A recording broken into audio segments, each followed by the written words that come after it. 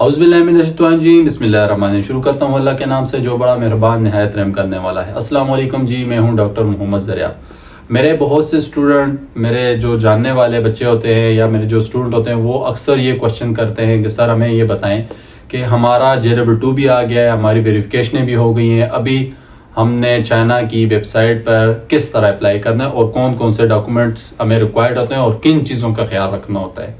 तो पहले ऐसे होता था कि आपका यहाँ से जब JEE एडमिशन लेटर आ जाता था तो आपने सारे डॉक्यूमेंट्स आप लेके जेरीज जाते थे, वहाँ वो चेक करते थे। अगर कोई मिसिंग डॉक्यूमेंट होता था या कोई एरर होता था तो आपको वापस भेज दिया जाता। इससे आपका टाइम भी ज़ाया होता था, आपके पैसे भी ज़ाया होते थे।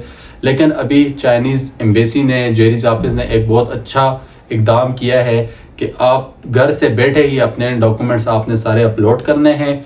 उसके बाद अगर कोई कमी पेशी होती है या कोई एरर होता है तो वो आपको थ्रू ईमेल बता देते हैं कि ये डॉक्यूमेंट आप चेंज कर दें वहाँ पर ही, वेबसाइट के ऊपर ही। तो आज इस सेशन में हम बात करेंगे आपने कैसे अप्लाई करना है, कौन कौन सी चीज़ों का ख्याल रखना है, कौन कौन से डॉक्यूमेंट रिक्वायर्ड हैं, कौन सी वेबसाइट पे अप्लाई करना है, कैसे अप्लाई करना है और कब करना है। ठीक है, तो आज इस सेशन में मैं आपको प्रैक्टिकली अपने लैपटॉप पर करके बताऊंगा कि आपने स्टूडेंट वीज़ा किस तरह अप्लाई करना है। तो बगैर टाइम वेस्ट किए चलते हैं लैपटॉप की स्क्रीन की तरफ। अच्छा जी, सिंपली आपने गूगल पे जाना है और गूगल पे जाकर आप लिखते हैं चाइना वीज़ा एप्लीकेशन फॉर्म। ये आपके पास इस तरह का कुछ फॉर्म आ जाएगा। ठीक है, उसके बाद आपने इस वेबसाइट में क्लिक करना है। ठीक है, क्लिक करने के बाद इस तरह की कोई आपके आगे इन्फॉर्मेशन आ जाएगी कि अभी ये डॉक्यूमेंट्स आपको रिक्वायर्ड है और ये रिक्वायरमेंट्स न्यू पॉलिसी जो है वो आपको सामने नज़र। आपने सिंपली आई ऑलरेडी नो पे क्लिक करना है। उसके बाद आपने ऊपर जो है वो अपनी कंट्री सेलेक्ट करने के लिए आपको सामने नज़र आ रहा होगा कि आपने अपनी कंट्री सेलेक्ट करने के लिए अपनी कंट्री सेलेक्ट करने में सिंपली पाकिस्तान सेलेक्ट करता हूँ। पाकिस्तान सेलेक्ट करने के बाद फिर पाकिस्तान की 3 सिटीज़ में चाइनीज़ ऑफिस हैं जिसको जेरी ऑफिस भी कहते हैं, इस्लामाबाद, कराची, लाहौर। तो अब मैं इस्लामाबाद, तो take me to the website. ठीक है, और वेबसाइट के बाद वहाँ पर आगे आपने पोस्टल वाला आपको बताते हैं कि भी पोस्टल के बगैर आपने डॉक्यूमेंट्स नहीं एक्सेप्ट होंगे। तो आपने सब सिंपली अपने जो जितने भी educational document, police clearance, bank statement जो है ये पोस्टल अपलोड करनी है, तो वो आपने ये देख लेना है। ठीक है, इसको आई ऑलरेडी नो। उसके बाद आपने सिंपली जो है ऑर्डिनरी पे अपना सिलेक्ट करना है। पासपोर्ट आपका कौन सा पासपोर्ट है, फिर आपसे पूछता है चल लेस दैन 6 मंथ और मोर दैन 6 मंथ। तो आपने उस अपने JEE के हिसाब से अपना वो सिलेक्ट कर देना है। फिर आपसे पूछता है जी please select your date of arrival, मतलब आप चाइना कब आएंगे, तो वो आप सिलेक्ट करें। सिंपली आप कोई भी डेट सेलेक्ट कर लें। उसके बाद आपसे पूछता है कि आप कौन से वीज़े के लिए अप्लाई करना चाहते हैं। मोस्ट इम्पॉर्टेंट, यहाँ डिफरेंट वीज़ाज़ हैं जो चाइना ऑफ़र करता है। तो आज हम स्टूडेंट वीज़ा पर अप्लाई करते हैं, तो आपने सिंपली सेलेक्ट करना है X1 और X2 वीज़ा। ठीक है, ये जी आपने नीचे जाना है स्क्रॉल करके, X1 और X2 आपने सेलेक्ट, इसमें से कोई भी आप सेलेक्ट कर लें। ठीक है, ठीक है, सिंपली आपने स्टार्ट ऑफ फॉर्म करना है। यहाँ आपने अकाउंट अगर है, पहले मैंने बना लिया था, अगर आप नहीं बनाया हुआ तो आप अकाउंट सिंपली अपना अकाउंट यहाँ बना लें। ठीक है, अच्छा जी, सिंपली आप क्लिक करेंगे आपके सामने इस तरह का कोई फॉर्म खुल के आ जाएगा। ठीक है, आपने सिंपल स्टार्ट करना है, स्टार्ट प्रोसेसिंग या एप्लीकेशन फॉर्म। ठीक है, एप्लीकेशन फॉर्म पे आपने सिंपली क्लिक करना है और एप्लीकेशन फॉर्म आपके आगे खुल के कुछ इस तरह आपसे फिर कंफर्मेशन मांगेगा। यहाँ भी इस्लामाबाद ही कर रहे हैं तो आपने कंफर्म करना है, हाँ जी इस्लामाबाद से करना है। ठीक है, उसके बाद आपके पास ये मैंने ऑलरेडी फॉर्म फिल किया था तो आपने उसको ही कंटिन्यू करना है तो आप कंटिन्यू कर सकते हैं, नहीं तो आपने वीज़ा न्यू फॉर्म करना है तो आप न्यू कर सकते हैं। ठीक है, इस तरह के आपके आगे फॉर्म खुल के आ जाएगा।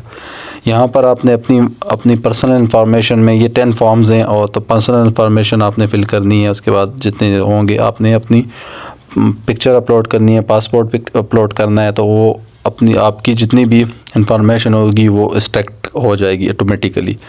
सबसे पहले आपने अपना नाम लिखना है, उसके नाम first name and given name. उसके बाद आपका अगर कोई और नाम है वो लिखना है, चाइनीज़ अगर कोई नाम है वो लिखना है। ठीक है, अगर नहीं है तो खाली छोड़ देना है। अगर उसके अलावा आपकी डेट ऑफ बर्थ मेल है फीमेल है वो सिलेक्ट करना है। ठीक है, उसके बाद आपने प्लेस ऑफ बर्थ मतलब आप कहाँ पैदा हुए, कंट्री पाकिस्तान, और उसके अलावा जो है प्रोविंस है वो आपने सेलेक्ट करना है, और उसके अलावा प्रोविंस जो है वो आपने अपना पंजाब है तो पंजाब सेलेक्ट करना है, केपी के है तो केपी के करना है, कोई भी है तो उस हिसाब से आपने इसको सिलेक्ट करना है। ठीक है, सिटी मैंने अपना मानसरा सेलेक्ट किया है, और उसके बाद आपने सिंपली ये सारी इन्फॉर्मेशन चेक करनी है। ख़ासकर पासपोर्ट नंबर बहुत ज़्यादा ज़रूरी होता है। मैंने खैबर पख्तूनख्वा लिखा है, आप खैबर पख्तूनख्वा लिख सकते हैं। ठीक है, अपना प्रोविंस लिख सकते हैं, आपका कोई भी प्रोविंस है तो आप वो प्रोविंस लिखेंगे।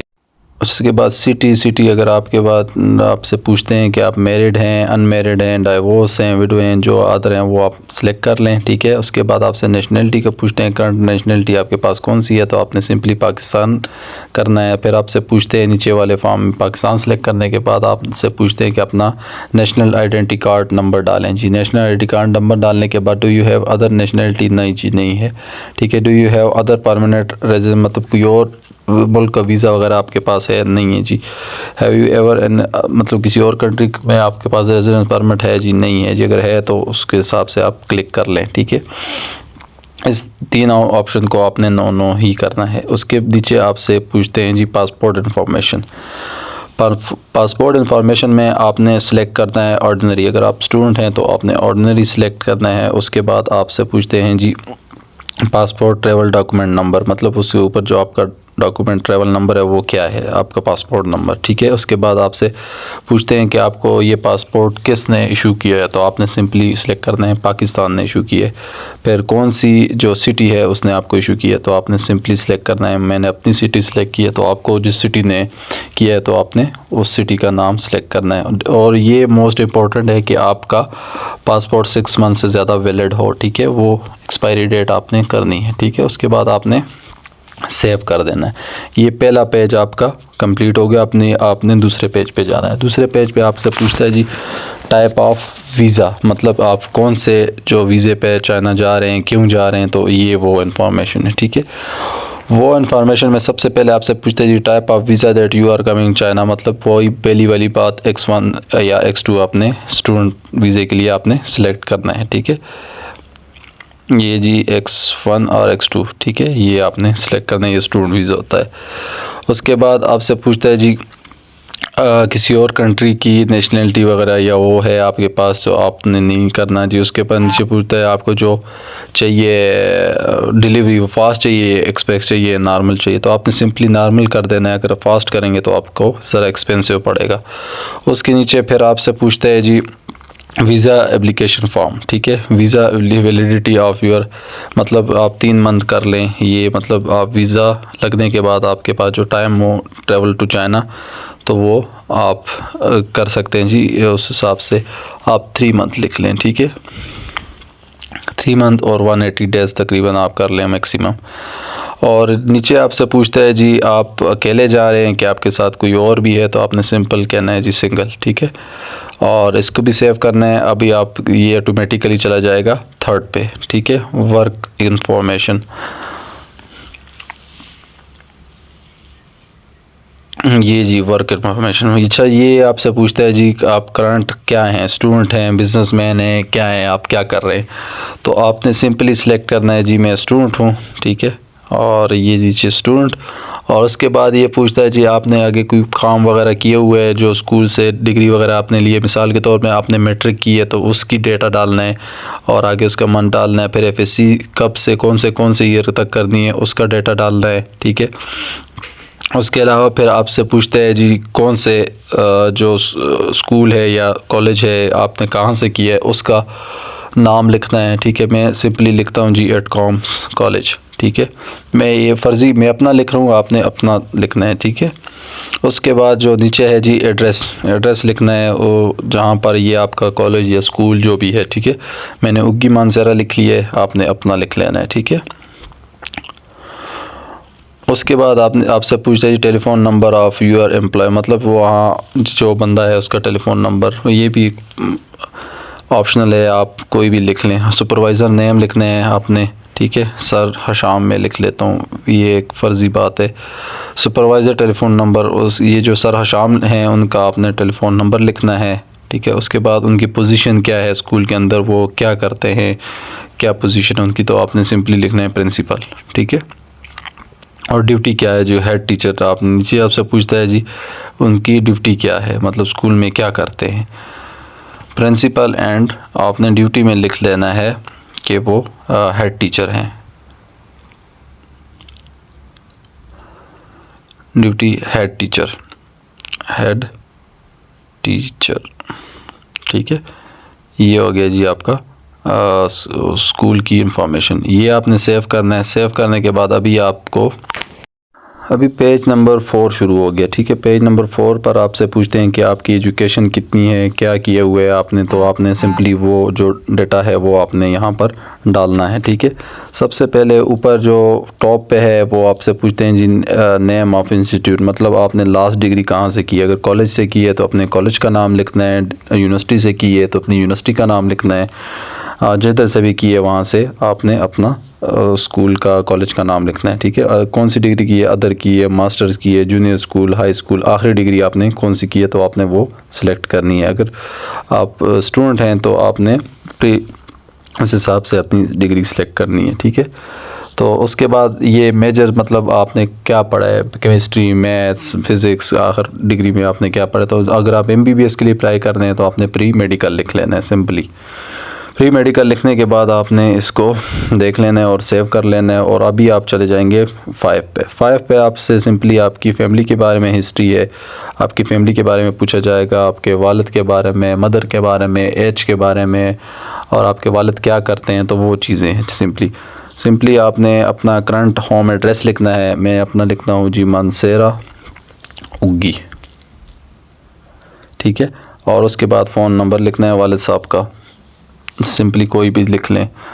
और मोबाइल नंबर लिखना है, ये भी कोई लिख लें।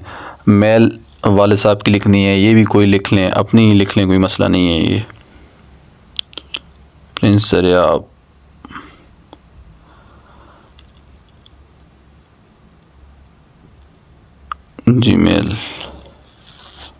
gmail.com, ठीक है। उसके बाद आपकी जी फैमिली हिस्ट्री आ गई, मतलब आपका स्पॉन्सर कौन है, फैमिली हिस्ट्री में कौन है, आपको कौन स्पॉन्सर करना है। आपने सिंपली अपने वालिद का लिखना है, भाई का लिखना है, बहन का, वालदा का, तो आपने उसकी डिटेल यहाँ पर डालनी है, ठीक है। ये मैं अपने वालिद साहब का लिखता हूँ जावेद शाह, ठीक है। उसके नीचे नहीं, शाह ऊपर नहीं लिखना, शाह अपने नीचे लिखना है।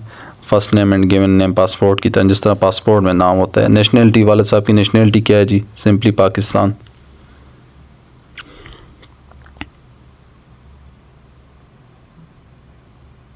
ऑक्यूपेशन जी, पूछते हैं नीचे पाकिस्तान सेलेक्ट करने के बाद, पाकिस्तान।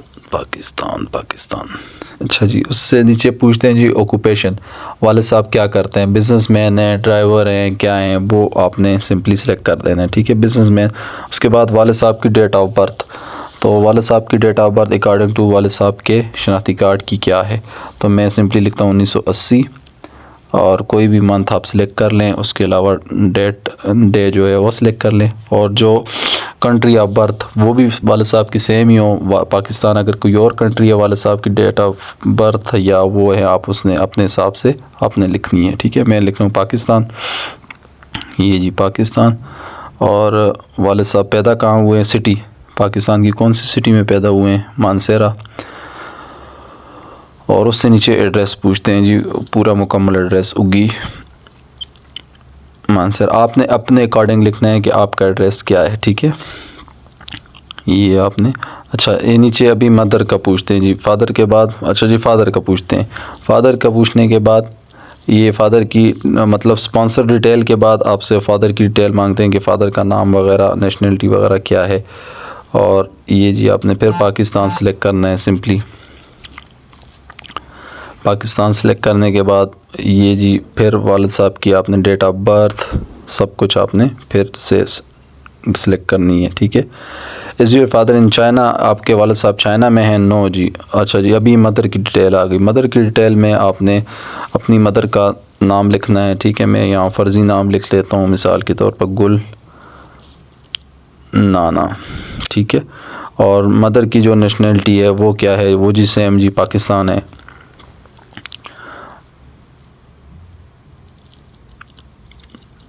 अच्छा जी, मदर की डेट ऑफ बर्थ क्या है? मदर की डेट ऑफ बर्थ लिखनी है। मदर की डेट ऑफ बर्थ लिखने के बाद आपने नीचे आना। Is your mother in China? अगर आपकी माँ चाइना में है तो चाइना लिख कर क्लिक करें, नहीं है तो नो क्लिक करें, ठीक है। चिल्ड्रन फैमिली मतलब और जो फैमिली के जो हैं वो आपने डिटेल वगैरह देनी है कि बच्चे वगैरह जो हैं उनकी, ठीक है। तो वो क्या करते हैं, ऑक्यूपेशन वगैरह, और या उसके हिसाब से आपके अदर जो फैमिली मेम्बर हैं उनके जो नाम वगैरह आपने करने हैं। Do you have immediate relative in China? अगर आपका कोई चाइना में जानने वाला है तो आप उसको करें, अगर नहीं है तो आपने उसको क्लिक करना। अच्छा जी, ये पेज नंबर 6 आपके सामने ओपन हो गया। इन्फॉर्मेशन ऑन योर ट्रैवल मतलब कि आपने अपनी जाने की हिस्ट्री देनी है कि आपने कब जाना है, कैसे जाना है, कौन से एयरपोर्ट से जाना है, डेट क्या होगी।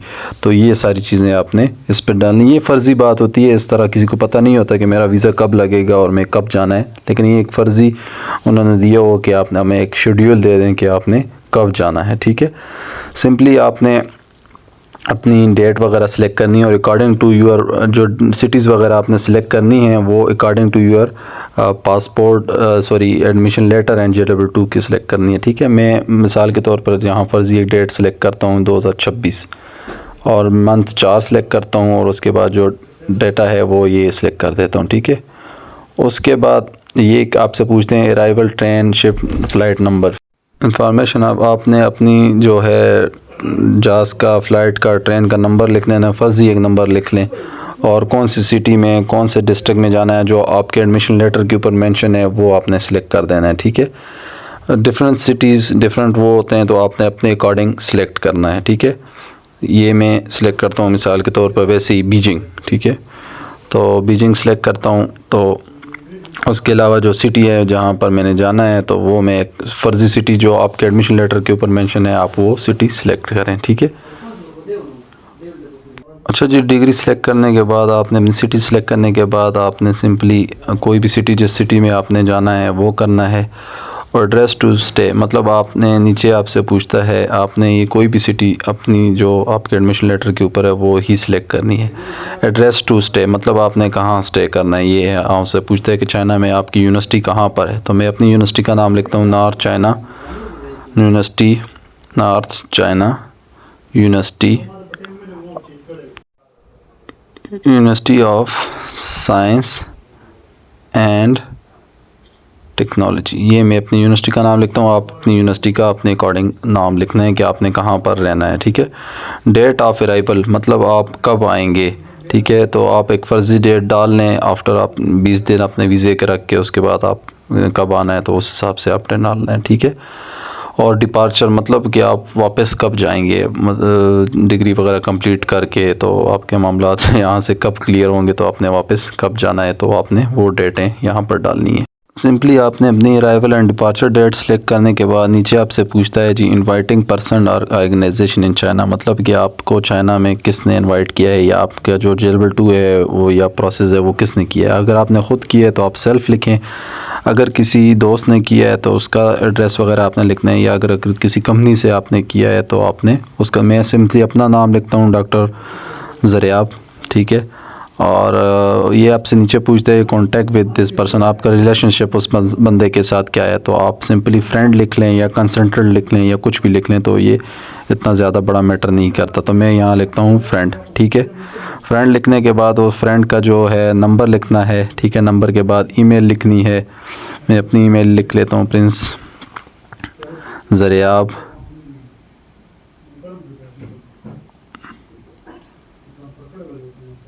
और मैं अपनी ईमेल लिखता हूँ यहाँ पर मिसाल के तौर पर। फ़र्ज़ी आपने अपनी मेल लिखनी है, जो बंदा आपको इनवाइट कर रहा है तो उसकी आपने मेल यहाँ पर लिखनी है, ठीक है। उससे नीचे आपसे पूछते हैं जी वो बंदा कहाँ पर रहता है, ठीक है। उसकी डिटेल वगैरह आपने डालनी है कि वो बंदा कहाँ पर रहता है, ठीक है, कौन सी सिटी में रहता है, और उसके अलावा उसका सिटी का जो है पोस्टल कोड क्या है, ठीक है। आपने पोस्टल कोड सेलेक्ट करना है, ठीक है। पोस्टल कोड आप कोई भी डाल लें, गूगल से देख के उस सिटी के हिसाब से आप डाल लें कि इस सिटी का ये पोस्टल कोड। नीचे आपसे पूछता है जी इमरजेंसी कॉन्टैक्ट आपका फैमिली मेम्बर अगर आपके अल्लाह ना करे चाइना में आपको साथ कुछ हो जाए तो हम किसके साथ कांटेक्ट करें, ठीक है। तो आपने सिंपली अपने वालिद का, भाई का, मदर का contact name and contact number देना है। मैं अपने वालिद साहब का लिख लेता हूँ। उसके नीचे गिवन नेम देना है, first name and given name. Then उसके बाद उनका जो है जो मेरे साथ रिलेशनशिप क्या है, तो मैं सिंपली लिखता हूँ जी फादर। आपका अगर ब्रदर वगैरह है तो आप उसका लिख लें, या कोई दोस्त वगैरह है उसका लिख लें। उसका मोबाइल नंबर, ईमेल के बाद आपने ईमेल असल में अगर आप गलत देते हैं तो फिर वो सिस्टम डिटेक्ट करता है कि आपने गलत मेल लिखी है। तो आपने मेल हमेशा जब भी लिखनी है तो पूरी लिखें। मैं अगर छोटी सी भी गलती करता हूँ तो वो आप मुझे बता देती है कि आपने मेल गलत लिखी है, नीचे रेड आ जाता है एकदम। ये वेबसाइट बहुत तेज़ है। अच्छा, who will pay for this travel, अगर पे ये आपकी मतलब कौन पे करेगा, तो आपने सिंपली करना है सेल्फ। आज यू ट्रैवलिंग मतलब आप अकेले जा रहे हैं तो आपने सिंपली करना है जी हाँ जी मैं अकेले जा रहा हूँ, यस। ये करने के बाद आपने सेव कर देना, ठीक है। सेव करने के बाद नेक्स्ट पे आप क्लिक करेंगे तो आपके पास पेज नंबर 7 ओपन हो जाएगा। ये जी पेज नंबर 7। पेज नंबर 7 में information on the previous travel, इसमें आपसे प्रीवियस ट्रैवल आप अगर कुछ किया है तो उसका पूछते हैं। तो आपने सिंपली इन सबको नो ही करना है। Have you ever been China, आपने सिंपली करना है no. Have you be in gotten Chinese visa, अगर आपके पास चाइनीज़ वीज़ा है तो आपने यस करना है, अगर नहीं है तो नो करना है। Do you have any valid visa issue by the countries other countries, अगर आपके पास कोई और कंट्रीज़ का वीज़ा वगैरह है तो वो आपने यस करना है, अगर नहीं है तो नो करना है सिंपली। अच्छा जी, कंट्रीज़ हैव यू विज़िटेड, अगर 12 मंथ में आपने कोई कंट्री विज़िट की है तो आपने उसकी डिटेल भी देनी है, अगर की है तो यस करना है, नहीं की तो नो करना है, ठीक है। उसके बाद आपने सेव करके नेक्स्ट पे जाना है। नेक्स्ट पे जाना है, 8 नंबर खुला हो जाएगा। 8 नंबर में have you been refuse a Chinese, मतलब आपका चाइनीज़ वीज़ा पहले रिफ्यूज़ हुआ है या नहीं हुआ, तो आपने इन सब को सिंपली नो करना है, ठीक है। Have you Chinese visa ever been cancel, कभी आपका चाइनीज़ वीज़ा कैंसिल हुआ है तो आपने नो करना है, नहीं जी नहीं कैंसिल हुआ, अगर हुआ है तो आपने यस करना है। Have you ever enter China illegally, मतलब चाइना इलीगली आप एंटर हुए हैं या इलीगली स्टे किया है तो आपने नो ही करना है इसको भी। उसके नीचे आपसे पूछता है do you have any serious mental disorder और इन्फेक्शियस डिजीज़। इन्फेक्शन डिजीज़ मतलब ये कि जो बीमारी आपसे किसी और को लग सकती है, तो वो आप अगर है इसके बगैर तो आप ट्रैवल ही नहीं कर सकते चाइना के लिए, तो ये आपने डेफिनेटली नो ही करना है। Have you ever visited countries और रीजन इन द पास्ट, मतलब आपने जो एंडेमिक कोविड की बात कर रहा है कि उस कंट्री में आपने विज़िट किया है तो आपने नो करना है, नहीं जी मैंने नहीं किया। Do you have any other train और have be special skill in the term of, मतलब आपसे कुछ पूछ रहे हैं केमिकल में आपकी हुए हैं तो नहीं, आपने सिंपली नो ही करना है। Are you swear are the ever military में है, नहीं है जिस आपने ना ही करना है। ऑर्गेनाइजेशन और इस तरह की कोई चीज़ है, नहीं जी नहीं कर रहे। तो have you work for professional social, मतलब आपने कोई सोशल, नो जी। Is there anything else you want to declare, no जी। आपने सिंपली सेव करना है। सेव करने के बाद डिक्लेरेशन फॉर्म आएगा। डिक्लेरेशन फॉर्म में ये बात लिखी हुई है कि आपने जो भी इंफॉर्मेशन ऊपर दी है ये ठीक है, इसका मैं ख़ुद ज़िम्मेदार हूँ, और अगर ये फॉर्म आपके लिए कोई और भी फिल कर रहा है तो सिंपली आपने कहना है मैंने ख़ुद ही फिल किया, एप्लीकेंट पे आपने क्लिक करना है। उसके बाद I understand and agree with you, और ये करना है। उसके बाद सिंपली आपके आगे पेज खुल के आ जाएगा जिधर आपने डॉक्यूमेंट सबमिट करने हैं, जहां आपके डॉक्यूमेंट्स ऑलरेडी ये एक्नॉलेज करने के बाद ये जी फिल फॉर्म भी हो गया हमारा, अपलोड मटेरियल भी हो गया। अभी यहाँ पर आपने अपलोड मटेरियल पे आ गए हैं, ठीक है। अपलोड मटेरियल पे आपने सिंपली अपने डॉक्यूमेंट्स अपलोड करने हैं जी। यहाँ सबसे पहले आपने पासपोर्ट करना है। पासपोर्ट वाला जो ये पहला खाना आपको नज़र आ रहा है, इसमें इंफॉर्मेशन पेज वाला जो पेज होता है वो आपने यहाँ सबमिट करना है, जहाँ पर आपका नेम, डेट ऑफ बर्थ सारी होती है, वो उसका आपने मेक श्योर करना है जो क्लियर स्कैन हो, क्लियर स्कैन। और आगे नेक्स्ट में जो है आपने अपना जो खाली जहाँ पर हम साइन करते हैं खाली पेजेस होते हैं पासपोर्ट के, वो सबमिट करने हैं। 1 करें, 2 करें, 3 करें, उसका ये ऑप्शनल होते हैं, आप जितने भी सबमिट करें मसला नहीं होता, ठीक है। अगर आप एक करते हैं फिर भी कोई मसला नहीं है, 2-3 करते हैं फिर भी कोई मसला नहीं है, वो देखना चाहते हैं कि इसके पास इनफ पेजेस हैं जिस पर हम इसको वीज़ा दे सकेंगे। उसके बाद नीचे आपसे पूछते हैं जी, अच्छा उसके नीचे आपसे पूछते हैं जी proof of legal stay in Pakistan, मतलब कि आपका जो नेशनल आइडेंटिटी कार्ड है उसकी फ्रंट एंड बैक आपने यहाँ पर अपलोड करनी है, ठीक है। अच्छा जी, आईडी कार्ड अपलोड करने के बाद ये नीचे बहुत ही रेयर केसेस में ऐसा होता है कि अगर आपने कहीं आपके एजुकेशनल डॉक्यूमेंट में कहीं पर भी आपका अगर कहीं नाम चेंज हुआ है या आपने चेंज किया है तो उसके ऑफिशियल जो डॉक्यूमेंट्स हैं वो आपने यहाँ पर अपलोड करने हैं। ये बड़ा रेयर केसेस में होता है कि अगर आपने कहीं डॉक्यूमेंट में नाम चेंज किया तो वो आपने यहाँ अपलोड करना है। उसके नीचे आपसे पूछता है कि आपका जो JW2 है जो आपको चाइना से स्कैन फॉर्म भेजा गया है वो आप यहाँ पर अपलोड करें, ठीक है। उसके नीचे आपको कहते हैं जी photocopy of the admission letter from the university या स्कूल, मतलब कि जो यूनिवर्सिटी से आपको जो एडमिशन लेटर मिले हैं वो आपने यहाँ पर करने हैं। और जी नोटिफिकेशन लेटर ऑफ स्कॉलरशिप, अगर आपको कोई स्कॉलरशिप का कोई नोटिफिकेशन मिला है तो वो आपने यहाँ पर अपलोड करना है, अगर है तो अपलोड कर दें। ये बहुत इम्पोर्टेंट पार्ट आ गया जी, लास्ट बट इम्पोर्टेंट ये है जी बैंक स्टेटमेंट। बैंक स्टेटमेंट के बारे में बहुत से लोगों की अपनी अपनी मिथ्स है, अपने अपने राय हैं, लेकिन ये ऑफिशियल जो china.cn की वेबसाइट है वहाँ पर ये चीज़ मेंशन है। अगर आप MBBS के लिए आ रहे हैं तो 7.5 लाख आपको पर ईयर की ट्रांजैक्शन चाहिए होती है, मतलब क्लोजिंग बैलेंस चाहिए होता है। ये मतलब आपका जो 1 साल का जो बैलेंस है वो आपको 7,50,000 चाहिए होता है। अगर आपने 6 साल पढ़ने तो आप उस हिसाब से कर लें कि आपको कितना क्लोजिंग बैलेंस चाहिए होगा, ठीक है। ये हो गया। दूसरा, स्टूडेंट कहते हैं कि हम किसी का भी बैंक अकाउंट यूज़ करते सकते हैं। जी आप किसी का भी बैंक अकाउंट यूज़ कर सकते हैं, लेकिन जो बैंक अकाउंट हो वो कम से कम 6 मंथ पुराना हो। अगर 6 मंथ पुराना नहीं है तो आपने बैंक से मेंटेनेंस सर्टिफिकेट भी लेना है। और बैंक स्टेटमेंट जो है वो मस्ट भी जो साइन और स्टैंप हो, बैंक मैनेजर का साइन और स्टैंप हो, और अपोस्टाइल फ्राम मोफा हो, और मोफा से अपोस्टाइल हो तो यहाँ आपने वो डॉक्यूमेंट अपलोड करने हैं। उसके नीचे हैं जी पुलिस क्लियरेंस। पुलिस क्लियरेंस भी जो है आपने अपने थाने से बनानी है, थाने से बनाकर आपने मोफा से अपोस्टाइल करनी है। अपोस्टाइल करने के बाद आपने यहाँ पर अपलोड कर देनी है। ये जी तकरीबन ऑल प्रोसेस हो गया है। अगर इसके अलावा कोई क्वेश्चन आपका है तो आप मुझे कमेंट में बता दें, तो फिर इंशाल्लाह मेरा कोई हुआ तो मैं आपको बता दूंगा कि इसके अलावा अगर आपका कोई क्वेश्चन है तो ये जी चाइना का ऑनलाइन वीज़ा आप घर से अप्लाई कर सकते हैं। और इसके अलावा भी कोई क्वेश्चन है, कोई क्यूरी है तो मुझे व्हाट्सएप पे रब्ता करें।